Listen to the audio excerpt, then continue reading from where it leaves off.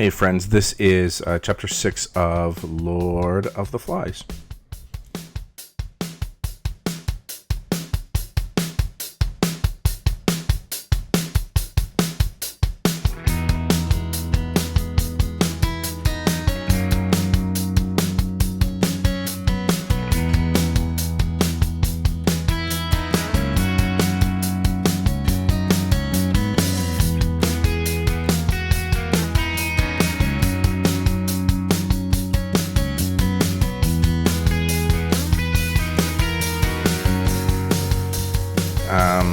That band there is a Canadian band called Hey Rosetta, and one of my favorite bands. Unfortunately, they are on what they would call a permanent hiatus, which means that they're essentially broken up and doing their own thing. But they are a fantastic band. Chapter 6 of Lord of the Flies. We're getting to the midpoint of the novel, and anytime that I cover chapter 6 in class, it always ends up being a bit of a bore because there's not really too much exciting stuff that happens. Except, I guess, for an adult landing on the island, if you read the chapter. And if you hadn't, then you're a little bit behind, and now I've spoiled something for you, but we get an adult that lands on the island for the very first time. I guess we'll just get right into it by first, if it's been a while for you, chapter 5 ends with Piggy and Simon convincing Ralph to stay on as chief. Ralph, at the end of chapter 5, has some wavering confidence in himself because Jack seems to have more of the support from the boys. And so Ralph toys with the idea of just giving up all that power to Jack. And Simon and Ralph have the reasons for wanting Ralph to stay on as chief. And he does. And also the chapter ends with them hearing a little one cry out in the night, which we learn at the beginning of chapter 6 is Percival, and he's crying. And he is helped to one of the shelters by Ralph and Simon, who pick him up from the grass and carry him into one of the shelters so that he can get some sleep. So one of the first things, of course, that you probably noticed at the beginning of the chapter is the quote that's up here on the slide, saying that there are other lights in the sky now that moved fast, winked, or went out. Everybody's asleep when this is taking place, and so nobody sees it, or nobody recognizes it, and nobody hears it. What it is, of course, is whatever this war is that's taking place. Of course, we know it's an unnamed war. It's not specified. But this war that's taking place above the island, the lights and the popping sounds and so on, of course, is the gunfire and the lights from the planes and things like that. And, of course, nobody is awake to hear it. And so when I mention that for the very first time in the novel an adult lands on the island, that's because there is a parachutist. His plane is shot down, and as the quote says, there was a speck above the island, a figure dropping, swiftly beneath a parachute, a figure that hung with dangling limbs. And if we pay attention, of course, to the diction, the word choice, we know that this parachutist is dead. So this soldier drops onto the island, and this is going to be really important for later on. So you do need to have it in your notes that where the parachutist lands is near the top of the mountain where their fire is. Not quite at the top where the fire is, but pretty close to it. You need to have that in your notes because, like I said, that's going to be important for a little bit later. And so we're getting into the hours of the early morning, and it's Sam and Eric who are at the top of the mountain taking their turn to keep the fire going, except, of course, what they have done, which they shouldn't have done, is they have both fallen asleep. It says in the narration, ideally, what would happen with two boys on top of the mountain tending to the fire is that one would sleep while the other one keeps watch of the fire. Then they take turns, right? The other one then gets to sleep, and the other one will look after the fire. But both of them have accidentally fallen asleep, and the fire has gone out. So when they wake up in the early morning hours, they realize we have both fallen asleep and we need to get the fire going, and they quickly try and get the fire going again before Ralph wakes up and realizes that they have allowed the fire to go out. So they quickly get it going again. And when they never specify who they're talking about, but it's pretty apparent that Sam and Eric are referring to Ralph. And they say, luckily, he, meaning Ralph, went for Jack instead of us. And if you're confused by that really brief discussion that they have, or conversation that Sam and Eric have with each other, they're referencing chapter 4, where Ralph got upset with Jack for allowing the fire to go out rather than blaming Sam and Eric. So if you don't really remember that, even though you should because it was so important, in chapter 4, of course, it's Jack that takes Sam and Eric away from their duty of watching the fire in order to take them hunting. And of course, Sam and Eric only go with Jack because they feel intimidated by him.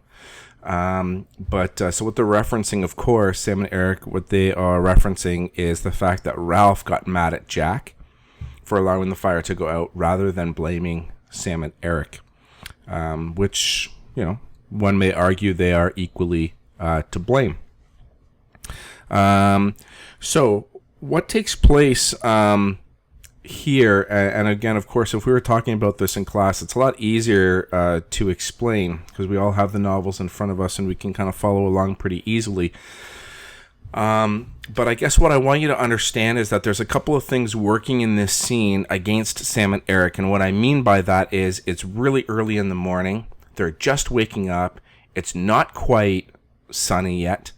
And they're looking out into the distance. And I can't remember if it's Sam or Eric, but they see something in the distance. Now, this is where I don't want you to get confused, of course. What Sam and Eric see in the distance, of course, is the dead parachutist who has landed near the top of the mountain. So as they're sort of peering out into the forested area, they see something out in the distance. Now, what's really important to have in your notes, of course, is that Sam and Eric don't see a dead parachutist. We know as the reader it's a dead parachutist. They themselves, all they see is this humped, dark figure out in the distance. They assume that it's the beast. And so that's what I want to make sure that you have in your notes, that they don't look and they go, oh, it's just a dead parachutist. All they see in the early morning hours as they're waking up is just a dark humped figure in the distance, and they assume that it's the beast. So you can see from the quote here, right? They became motionless, gripped in each other's arms, 4 unwinking eyes, aimed and 2 mouths open. And of course, the fabric being blown open is the noise that the parachute is making as the winds on top of the mountain are blowing at it. And so, again, if you didn't quite understand, the dead parachutist lands, as is described, in between these two rocks, and is kind of stuck there. And again, the winds on top of the mountain are kind of blowing at the blue fabric of the parachute. And what it's actually causing the parachutist to do is to kind of bow forward and lean backwards as the parachute is still attached to him, to the soldier, and it's kind of making him move. And so, of course, that only adds to Sam and Eric's vision of what they see in the distance, this humped, dark figure that's bowing forward and leaning backwards. So, what Sam and Eric decide to do is to run away. They run down the mountain in order to wake up Ralph and to explain to Ralph what it is that they have seen. Now, if you look at the, there's the whole description that Sam and Eric give about what they've seen.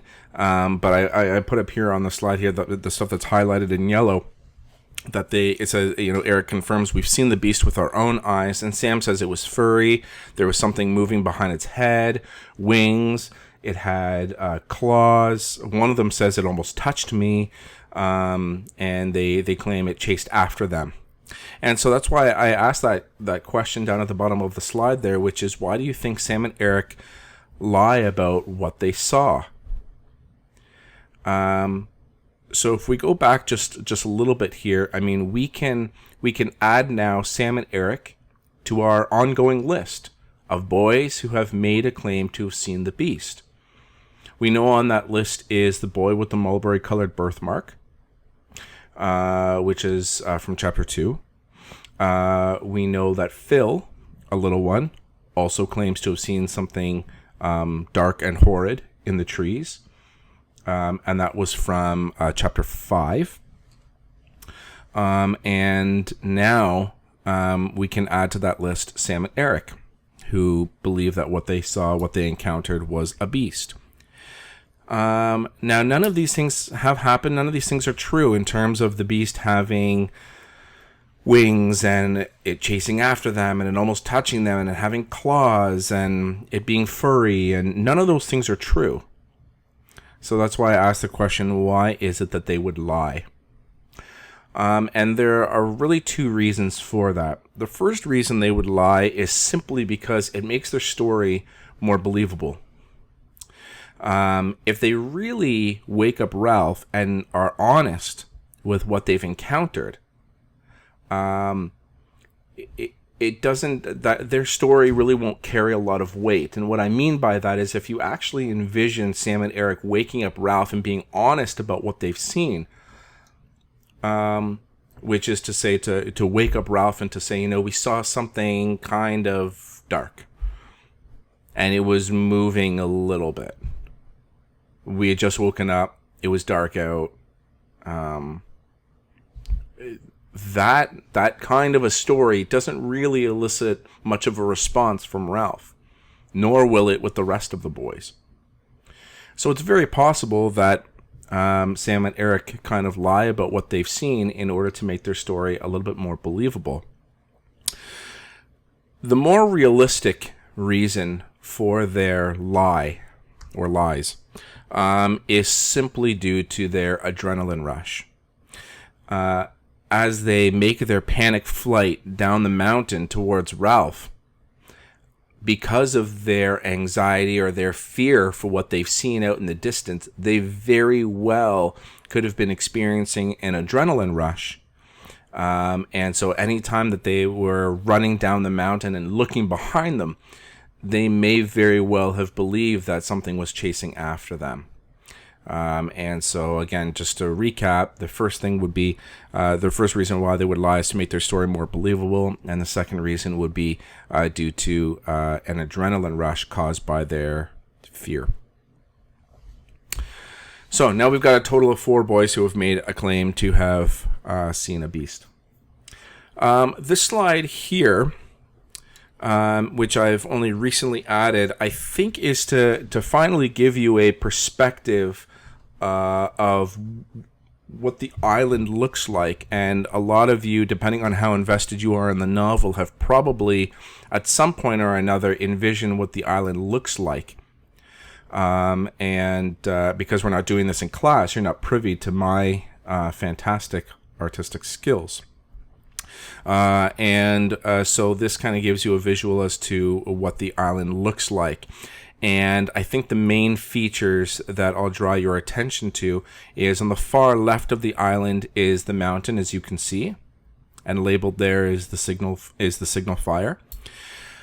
On the far right end is a place that they call Castle Rock. It's a place where Jack has not explored before. And so this ends up being a really important place starting from this chapter to the end of the novel. So you need to know it. Castle Rock, I mean, they give a much better description of it, of course, in the novel than I'm going to be able to give, but it's kind of this rock formation where there's a bit of sort of like what they would describe, I think, as a bridge going across, and then this kind of rock formation that seems to come up out of the water, and it's quite tall. And there's a cave-like structure built into the side of it, obviously not man-made, but naturally made. Cave built into the side of it. And they're going to go exploring this place in this chapter. Of course, if you've read the chapter already, then you know that. And so it's an important place. And so just make sure that you have it in your notes. I'm going to reference it again in a moment. So again, we get the sense, we as the reader, of course, get the sense that Jack is very, very much aware that he is getting stronger in terms of his popularity with the rest of the boys. And so in order to take advantage of this is he puts Ralph on the spot. Now that there are 4 boys who have made a claim to have seen a beast, that there seems to be some sort of beast out there, Ralph calls an assembly. He gets everybody together, including Jack and his hunters, and kind of puts it out there that there maybe there is something that needs to be done. And so Ralph actually turns to Jack and says, "Is there anywhere on the island that you haven't hunted that maybe the beast could be?" And Jack actually does mention Castle Rock. He says on the far end of the island is a place that I haven't actually been, and the beast could be there. And like I said, because Jack knows that he's getting more popular with the boys, he uses the hunting of the beast as an opportunity to put Ralph on the spot. And Jack asks, are you frightened? Are you too frightened to explore? And Ralph, who is quite confident in himself, he says, yes, of course I'm frightened. Who wouldn't be? In any case, I always get the question from students, which is, why don't they go and check the mountain? If that's where Sam and Eric saw the beast, why wouldn't that be the first place that they go? Which is a really good question. And you really just have to think about it logically, which is that if they're going to believe Sam and Eric's story, that the beast chased them, then it's quite evident that the beast is not on top of the mountain anymore and is clearly somewhere else. And so, there's the belief that it has, it's left the mountaintop and it's gone somewhere else. So now that they, of course, are going to go and look for this beast together as almost one big group, somebody has to, of course, stay behind and look after the little ones. And so Ralph puts Piggy in charge of them, which Piggy actually doesn't like because he says, I only have one eye. Obviously I can't see that well. And if the beast comes here, we're going to be like sitting ducks. And so Piggy actually really doesn't like the idea, but it doesn't really make sense for anybody else to stay and look after them. So Piggy does. So pretty much everybody else is going to go on this kind of new expedition looking for the beast. And what's really important about this is that Ralph decides that he's going to go too, yet he kind of makes this compromise with Jack to say, okay, I will go and search Castle Rock with you, but at some point we also need to head back to the mountain to relight the fire. So there has to be that kind of compromise between them. So Ralph makes sure that Jack agrees to that. On page 111, one thing that I did want to make note of is Jack's, and we should have seen this coming anyway, so it's not really much of a surprise, is that Jack makes the blatant comment where he says we don't need the conch anymore because we know who ought to say things, right? And that's Jack's way of really dismissing the need for the conch, saying that there's only really a few people that really should be saying anything at all. And of course, who Jack is referring to is himself. and to another extent, Ralph. Those are really the only two boys that really should be saying anything, according to Jack. So when Piggy kind of yells at him to say, Jack, you don't have the conch, you don't have a right to speak, Jack's response is, we don't really need this rule anymore. And we'll get into a little bit later into the novel as to why Piggy holds on so dearly to the conch rule. Good. So they go and they search Castle Rock, and probably just my last couple of points that I want to make is that when they get there, there's this kind of pause, and I don't know if you picked up on it, but there's this pause between Ralph and Jack in terms of like, okay, who's gonna go, right? Who's gonna go first? And it's Ralph that then decides in the moment, I'll go, you stay here. And if you really think about why Ralph makes that decision, maybe it's obvious to some of you and maybe to others not so obvious, but Ralph makes that decision to go first as a way of kind of recapturing the respect from the boys, to kind of regain some of his popularity that Jack seems to be getting. So by going first, it shows Ralph's bravery, right? His sense of leadership. Because if you notice what happens afterwards, when Ralph goes first, soon after, Jack goes along with him. And Jack actually tells him, he says, I couldn't let you do it alone. And the reason being is because Jack also is very smart. And he recognizes, if I allow, this is Jack's way of thinking, if I allow Ralph to go and search Castle Rock on his own, he's always going to have that over me, that he's done some exploring that I haven't done. And knowing that, Jack goes along with Ralph so that if Ralph ever says, I explored Castle Rock, Jack can say, well, I was there too. So I hope that makes sense. It's really just a power struggle between the two of them, and Jack, I think, is really smart in understanding what Ralph is doing here and making sure that he doesn't take all the glory. And it's anticlimactic. They get to Castle Rock and there's nothing there. There's no beast. And of course, that's a little bit ironic because we as the reader know that there is no beast, so that they're hunting after nothing. But of course, the boys themselves don't know that. The only thing that I really wanted to mention about Castle Rock is that Jack, and you should have this in your notes because it's important for later, wink wink, is that Jack, as they're exploring Castle Rock, believes that it's a really good place for a fort. And what he really means by that is that it's a good place to move their camp. So away from the platform and the shelters, and kind of move everybody towards Castle Rock. And there's really two reasons for that. Number one, Jack talks about protection. He says there's a bunch of boulders here that are just teetering on the edge. If anything tries to come in, a beast, an animal, and whatnot, he says we would just have to put a palm trunk or put wood underneath these boulders and then just send them flying down the mountain. Or down Castle Rock, and we would have some protection. So protection is a big thing, and also he talks about the trickling fresh water that is kind of making its way into the cave-like structure where they can all stay.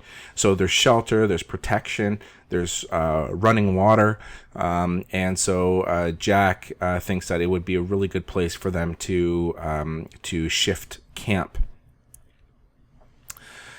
And I believe that's it. That's kind of it. So at the end of the chapter, they realize that they haven't actually found anything in terms of a beast. They get to know Castle Rock a little bit better and see what that place is all about, but they don't really find anything on the hunt. So the chapter actually ends with Ralph suggesting that they head back to the mountain to relight the fire. And so we don't know if they're gonna go and relight the fire or not, but that's the way that the chapter ends. So I hope that was helpful to you, and if not, you know how to contact me and ask me any questions that you may have. So until next time.